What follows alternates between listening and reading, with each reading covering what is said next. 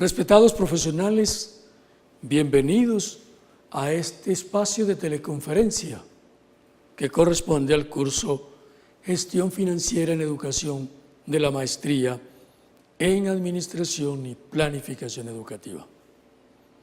Hoy abordaremos el tema sobre la financiación educativa y su influencia en el desarrollo de la sociedad. Se podría decir que el fracaso de la educación estatal combinado con el cambio en las economías emergentes desde la agricultura hacia trabajos que al menos requieren una modesta educación ha causado un crecimiento desmedido de la educación privada. El financiamiento de la educación es un enorme desafío en cualquier sistema educativo. Es un tema que tiende a ser permeado por las posiciones ideológicas más que por los criterios de eficiencia y equidad que deben predominar al abordar una cuestión tan fundamental en la sociedad contemporánea.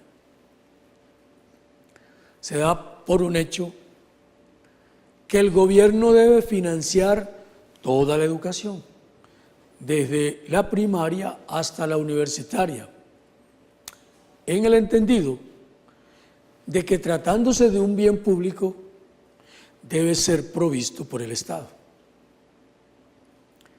Los problemas surgen cuando repensamos el mecanismo mediante el cual el gobierno debe intervenir para garantizar que sus ciudadanos tengan acceso a una educación de calidad que teóricamente todos defendemos. Establecer el debate, sin embargo, como una dicotomía entre lo público y lo privado es una simplificación extrema que no hace justicia a las distintas modalidades que pueden darse entre esos extremos.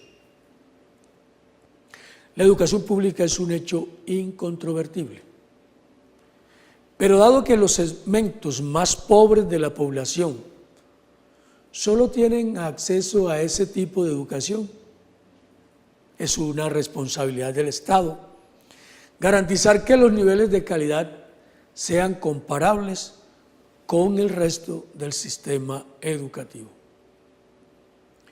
Esto nos lleva a la perspectiva de visualizar el financiamiento como una herramienta para promover la calidad educativa.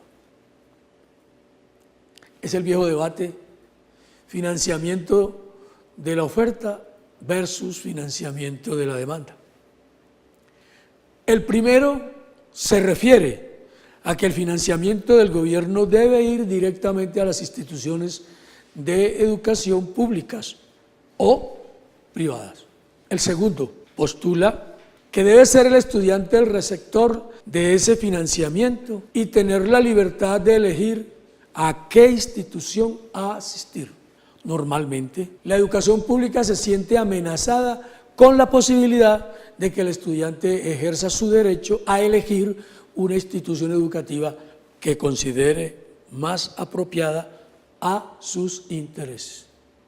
Ahora bien, si la calidad de la educación, tanto pública como privada, es comparable, no hay por qué temer a quedarse sin demanda. La resistencia a un modelo de financiamiento basado en la demanda revela que el verdadero interés es perpetuar los intereses creados alrededor de la educación pública. La calidad educativa no podrá alcanzarse si el financiamiento no está ligado a indicadores que reflejen el buen desempeño de una institución educativa. No puede ser un cheque en blanco para que en nombre de la autonomía los recursos sean utilizados ineficientemente.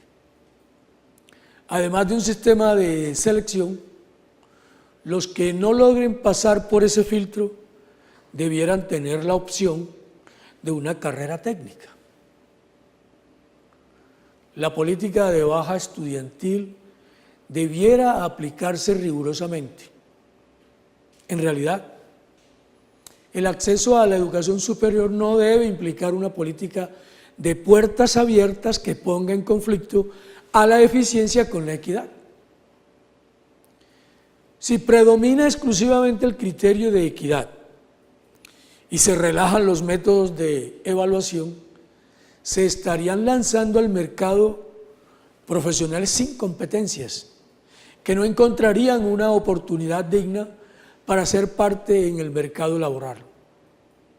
Por el contrario, terminarían desempeñando trabajos por debajo de su titulación académica, pero acordes con la formación requerida, con la desventaja de que pasaron 4 años o más en la universidad cuando las mismas competencias pudieron haber sido adquiridas mediante una formación técnica de 2 años.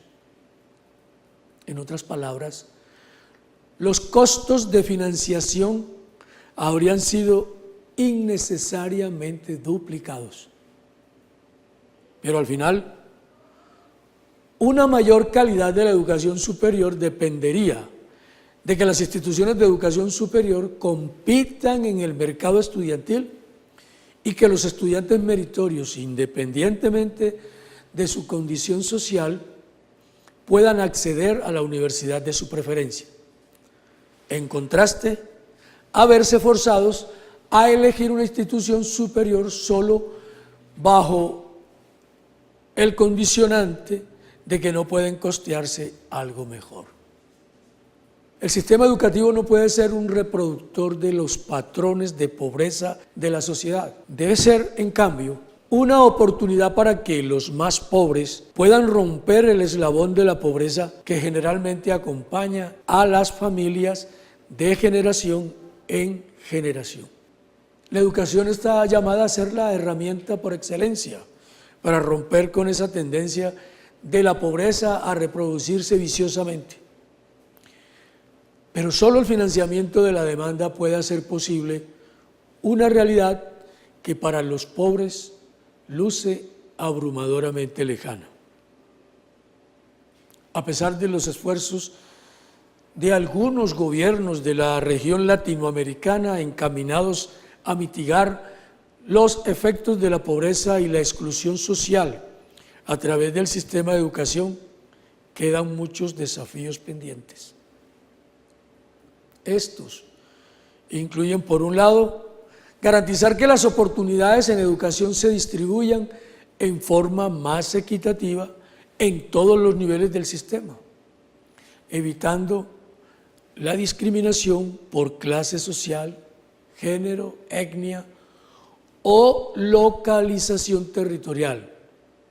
Y por otro, promover el aprendizaje de competencias ciudadanas como una forma de potenciar en los estudiantes el compromiso ético por la justicia y la igualdad de oportunidades. La contribución de la educación a la equidad social no pasa solo por mejorar las oportunidades de acceso al sistema, sino por desarrollar en niños, jóvenes y adultos actitudes de solidaridad y de responsabilidad con los otros. Como vemos, dentro de los retos para la administración y planificación educativa, se plantea la necesidad de avanzar en acceso, permanencia y culminación de niveles de la educación con calidad, equidad, eficiencia. Apuntar a logros en cobertura y progreso educativo no garantizan necesariamente calidad, equidad y eficiencia, pero tienen relación estrecha con las mismas. Primero, porque a mayores logros, mayor equidad, dado que lo fundamental es ampliar a toda la población mayores oportunidades para avanzar a lo largo del sistema educativo, reduciendo las desigualdades que se derivan en las trayectorias laborales posteriores por efecto de las brechas en capital humano, sobre todo expresado en años de educación formal.